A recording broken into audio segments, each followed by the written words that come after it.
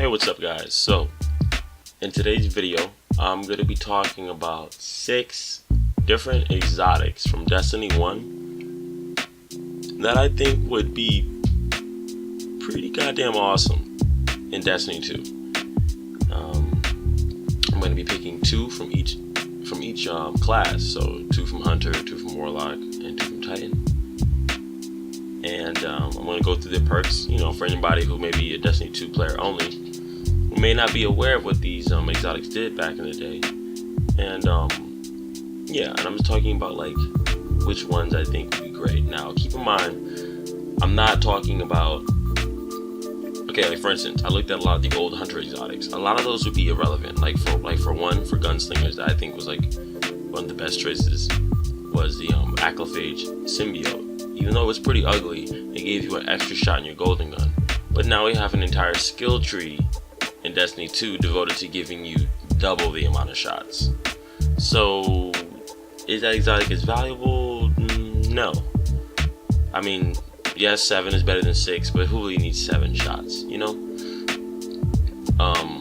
So, that's just one example. So, and there are plenty of other exotics that ended up becoming perks, or their perk, they ended up becoming perks on a certain skill tree, or their perks got like repurposed, or due to different game mechanics, it might not be relevant anymore. But I'll get to that, and there are some exceptions, especially with the Titan picks that I chose. So let's get right into the list. Now, of course, first, this isn't in any ranking order. These are just all 6 exotics that I would like to return. First one being up is Bones of Ao, of course. This exotic basically took double jump and gave it an additional jump. So it became a triple jump. So you had your base jump, then you had your double jump, and then you had another jump on top of that.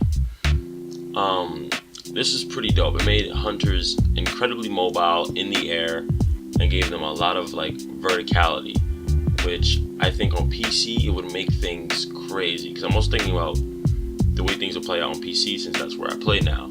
And I feel like being able to jump that many times with a mouse and keyboard and hand cannons and throwing knives, you'd be able to do a lot of dirty ass things. Plus, there'd be just plenty of different map glitches and shenanigans that the game wasn't designed around, involving these amount of jumps for hunters. And I think that, and also combining Arcstrider supers with that amount of jumps, it would just be crazy.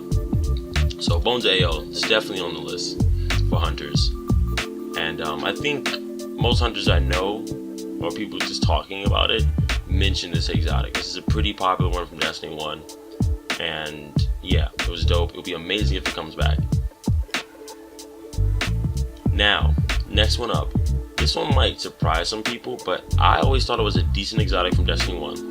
And I feel like it would be even better in Destiny 2. And that's none other than the Radiant Dance Machines. Now, of course, visually, they were not the best looking exotic in Destiny 1. Especially for hunters. But what their main perk is that they allow you to move more quickly while aiming. Now, hear me out. This exotic combined with a Mitre multi-tool and just a high mobility stat on a hunter was actually pretty dirty sometimes. It made this strafe really nasty. Now, Destiny 2 is... Now, the thing is this. Okay, let me try to articulate myself properly here. In Destiny 1, it was really dirty at times, despite the fact that the kill time, the time to kill, was very short in Destiny 1. Now, with the longer time to kill in Destiny 2, especially this past first year, it would have been insane. It would have been damn near impossible to hit a hunter who's strafing and moving this fast with his mobility stat jacked up. He's using a lightweight weapon. Because that's the thing too. It's not like it's just Mitre that gives that perk now. It's an entire, there's a whole bunch of weapons in Destiny 2 that make you move faster. Hell, you even sprint faster with these weapons in hand. So combining these 2 things, or these 3 things with a higher time to kill, I feel like hunters would be damn near untouchable. I think if you really got your strafe on, it would be on some Halo level of strafing and out-strafing battles going on. Not only that, I also feel like the graphical improvements in Destiny 2 could definitely do the exotic a visual, some visual justice, you know. Now, excuse me if you hear noise outside. It is 3 a.m. in the morning, but I live in New York City, and yeah, people are still active. So yeah. Now I do know that within like less than a week, the update on August 28th. Oh no, is it the 27th or 28th? I think the 28th. August 28th, 2018. There's gonna be an update for Forsaken that's gonna make the time to kill quicker overall. But I feel like this exotic will still kick a lot of ass in Destiny 2. Alright, moving on to the Warlocks. Alright. The Ram, like, obviously.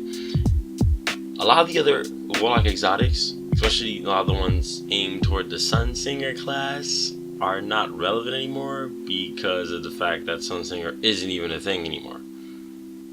Yeah. I get that. So I just ignored all those, and I'm just focusing on, well, yeah, both of these are two Void Walker exotics, and yeah, like I said, the Ram is the first one. Just simplicity of just like its main perk of like, well, first of all, I think it looks great, and I think it would have looked even more amazing, you know, with Destiny 2's new graphical increases, because I felt like it was a really badass weapon. I mean, not weapon, armor piece. And I do remember running trials, and it was like the best Warlock exotic, and me and my friends would be relatively annoyed whenever we would see 3 Ram guys just standing there. You know, it was 3 fucking like ugly ass horn, metalhead, satanic looking motherfuckers.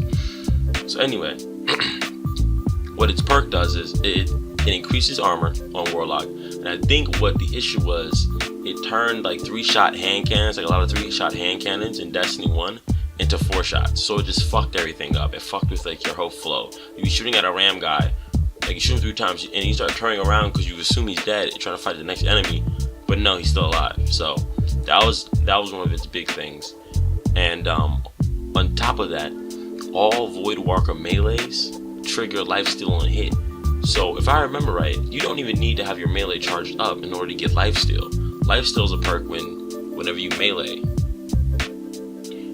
an enemy, you get life back. So yeah, it was pretty fucking dirty.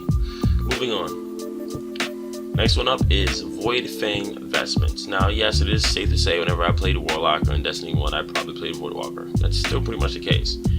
But I still feel like these two are the best 2 exotics from Destiny 1 that would be relevant in Destiny 2. Now this perk was Hungering Void.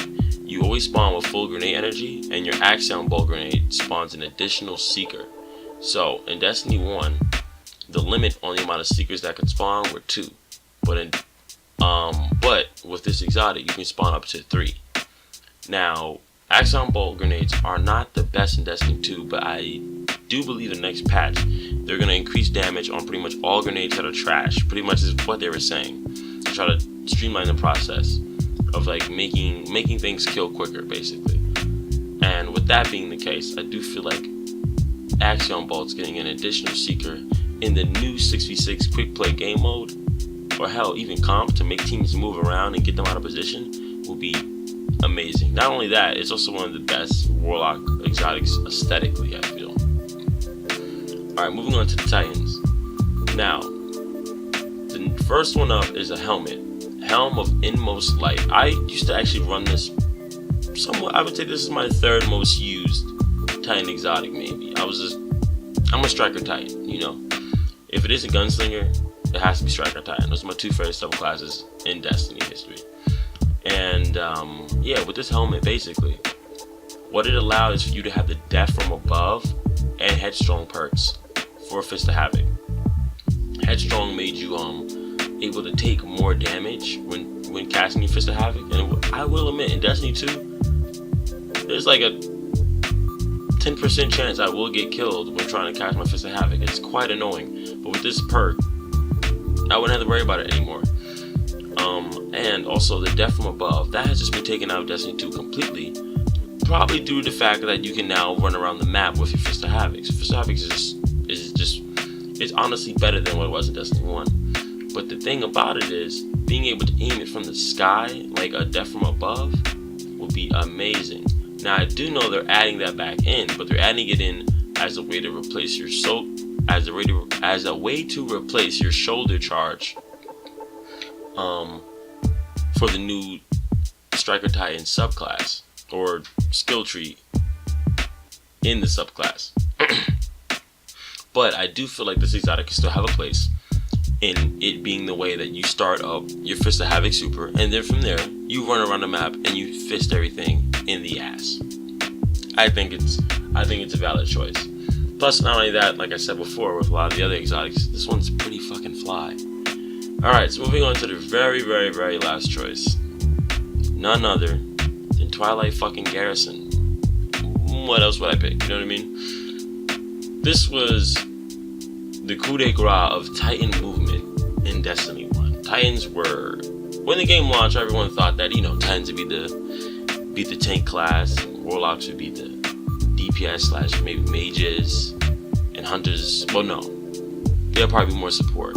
Warlocks would be support, healing, stuff like that, and Hunters would be, glass cannons, but no, none of that stuff really applied. It was just the classes do whatever the hell they want, and the quote unquote tanks or the Titans turned out to be the fastest class in Destiny 1, but it required a bit of a more niche-y, somewhat more situational movement system called Titan Skating, which you're probably aware of because it does exist in Destiny 2, in a much more nuanced PC macro system that is more complex to get set up, but if I remember right, I think it is actually faster.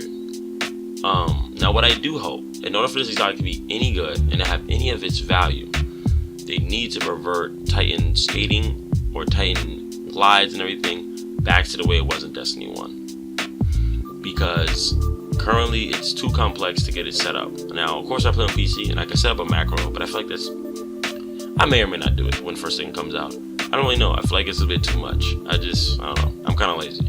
But people on console can't really Titan skate, especially nowhere near the level of PC. And it's just because of PC macros. And if they would have reverted back to Destiny 1 type Titan skating and put like a limit on the speed, because you can kind of go a little bit too fast on PC, I think, and then combine it with Twilight Garrison, we could have a really nice nuanced style of play for Titans again. Twilight Garrison may not be the prettiest looking exotic here, but I also don't think it looks bad. It just doesn't really match much. But who fucking cares when you're flying around like Peter Pan? So anyway, that's the end of the video, guys. Hope you guys enjoyed. I'm going to do a couple more videos similar to this. I'm also going to be aiming to do some videos where I talk about like the best guns at the end of year 1, kind of like a year 1 recap. I might even do a video where I just put my thoughts out there on how Destiny 2's year 1 went. Other than that, you guys can expect plenty more content when Forsaken drops. And yeah, I'll catch you guys later. Comment, rate, subscribe. Peace out.